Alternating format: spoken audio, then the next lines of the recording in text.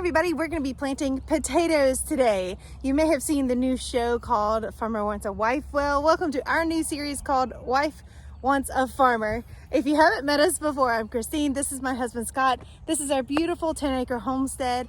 We moved out here for health and healing. For me, I've got some chronic health issues, and so I have convinced my darling husband, who does not know a thing about plants or animals, to help us start a farm. This man right here has been to 15 countries. He speaks another language. He has 3 degrees. He is Dr. Scott Hand. I'll put that in And there. I will put that in there. I'm so proud of him. Today is going to be a potato podcast because as we're planting, he's going to be helping me. And it is my mission to teach him everything that I know about gardening and animals. And so today's special edition is potatoes. We're standing out here in front of our garden boxes and they are an overgrown mess. Our big garden is way over yonder. It's about an acre and a half maybe. That was just tilled up this morning and that was really fun. But we've got to pull weeds in this one because over the winter I just let things go. And so we're going to pull weeds out and put them in here and they're all going to go to the compost.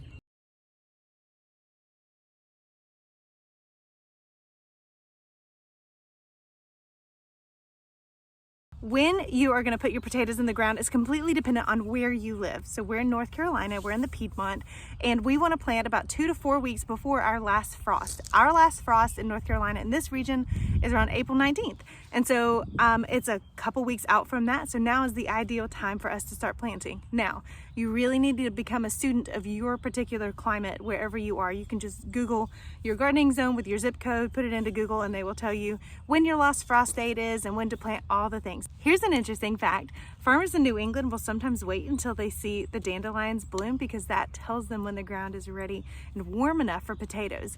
Generally, we want the temperature of the soil to be somewhere between 45 degrees Fahrenheit at night and 55 during the day in order for your potatoes to do well. Now, we are planting before our last frost date, and so that begs the question, well, what if we get a frost? And the answer is that potatoes bounce back really, really well from a light frost. Now, if you get a deep freeze and you're trying to plant potatoes in 5 inches of snow, I don't think they're going to do very well. But last year we planted around the same time. We got a cold snap right before April and they all got zapped. And then just a week later, there was new tender green growth coming out again. And we had a huge 74-pound potato harvest from just this bed alone right here. So a small light frost really won't damage your potato plants in the long run.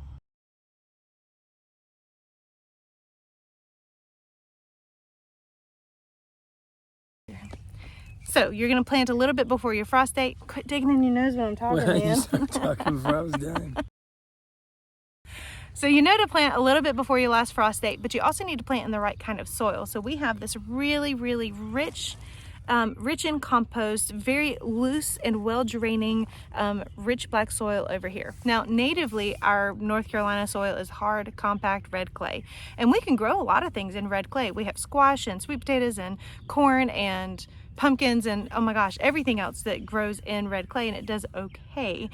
But potatoes are gonna be a little bit misshapen and maybe even on the small side if they have to struggle against how compact red clay is. So what we have over here are raised garden beds filled with rich compost. It's very loose, it's well draining, it's very airy enough for a potato to grow well without having to struggle against how compact the soil is. So if I were you, I would grow in a raised garden bed with any kind of root vegetable that you're going to be growing. All right, so we're ready to start working in our soil here. What I'm gonna do is simply create rows in order for me to have the correct depth to plant them in. So I want my potatoes to be about 6 inches deep.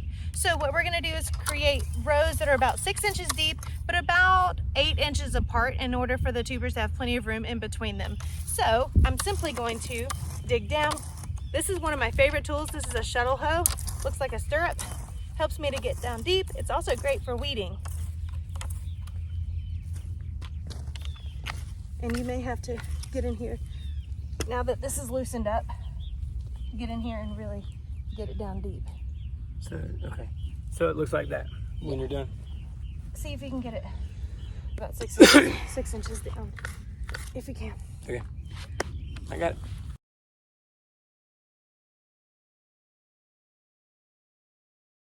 While he is getting the rows started, let's talk about the kind of potatoes you're gonna plant. You need to ask yourself, do you want early potatoes? Do you want mid-early potatoes, or do you want late potatoes? You also need to ask yourself, am I going to eat these potatoes that I grew? Last year, I grew a ton of russets. I don't eat a ton of russets, and so we ended up giving most of them away. Now, you're gonna have like your thicker skinned potatoes and your thin skinned potatoes. I love the thin skinned potatoes. We tend to use those a lot more for mashed potatoes and for baked goods. They don't turn very mealy when you boil them, so a lot of potato salad happens in this family. And so I just prefer these thin skinned potatoes, like the reds, the Yukon Golds, and these blue potatoes. They are blue through and through, which is just fascinating. But here's the thing. You need to choose a potato that grows well in your climate. And that's one of the main reasons that I don't use grocery store potatoes.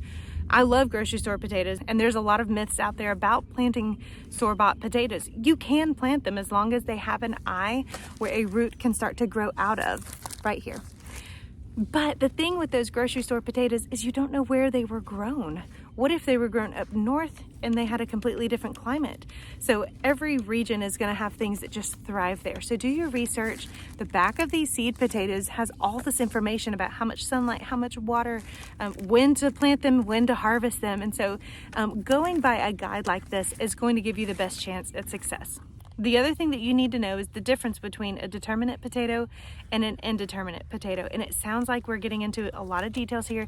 It's not that complicated. For your first experience growing potatoes, grow a determinate potato. They're so easy. You plant them once, you harvest them once, and then you're done.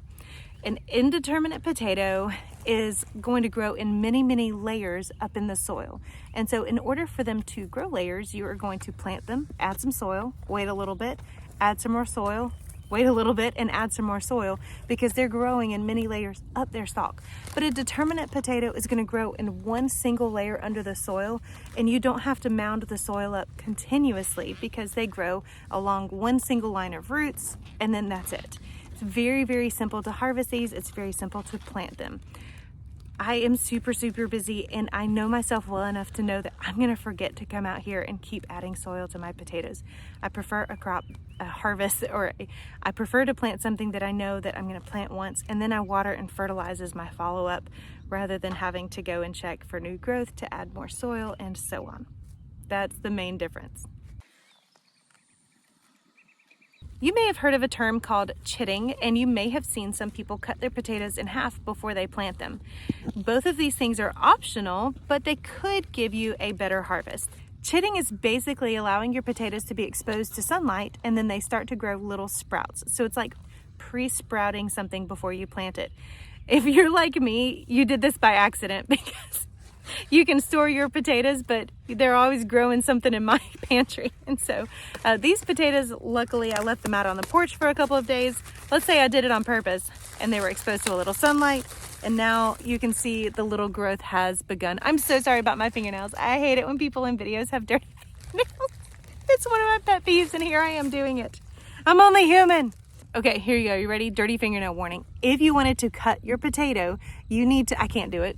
If you want to cut your potatoes so that you have more seeds, you have to make sure that wherever you cut it, you leave an eye, one of these little places that sprouts, available, because you could cut your potato somewhere and then this half right here has no eyes. This would grow no tubers in the ground. So if it's about the size of a chicken egg, I'm gonna plant it whole. So if you forgot to pre-sprout, or if you forgot about the chitting stage of your potatoes, don't worry, we didn't do it last year and we still had a huge harvest. So you can plant them as is, or you can let them sprout a little bit.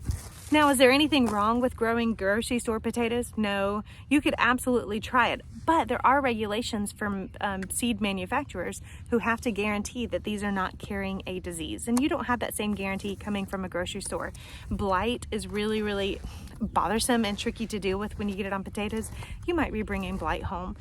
Can you try it? I think you should go for it. If you really want to, the main risk you have is it might not grow well in your zone, and then you may have to deal with a little bit of blight, which is like a fungal infection. So here's a few seed potatoes. Scott's got my rows started. Let's get them in the ground. Would you hold me if I told you we can just run? So look at this. Scott's over there getting the rows ready, and we found a couple of potatoes that didn't get harvested, and they are purple through and through. It's amazing that they are like not swampy and squished. Leave the rain for somebody else. Let's help ourselves. Leave our troubles upon the shelf.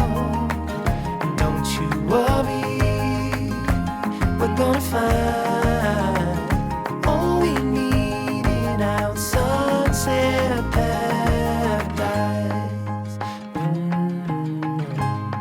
Worms are always a good sign that your soil is healthy and it's full of nutrients. They wouldn't be here if they didn't have anything to eat. Sidewalks and the highways, they will turn into dust as Mother Nature covers over every street we pave.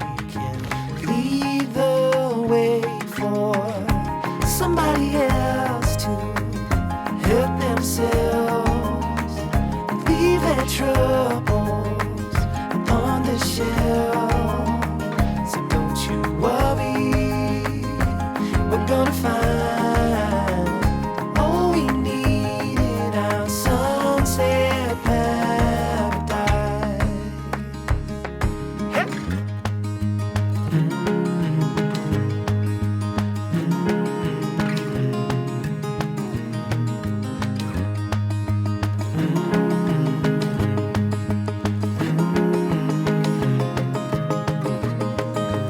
Leave it all for somebody else to help themselves, leave their troubles upon the shelf. And don't you worry, we're gonna find all we need in our sunset paradise.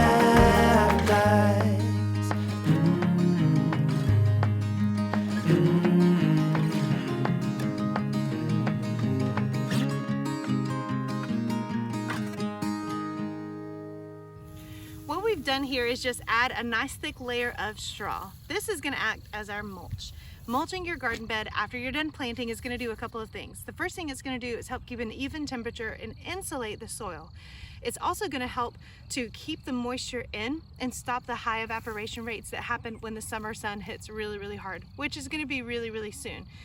Watering less frequently, but being able to deep water any of your tuber plants or your root crops that you're growing is going to help the water to sink really, really deep and not oversaturate it where you get a soggy potato later. So being able to water slow for a longer period of time and to have a moisture barrier that's preventing evaporation at the same time is really ideal for potatoes. My favorite thing that this does though is it stops seeds from being able to settle and germinate very easily here.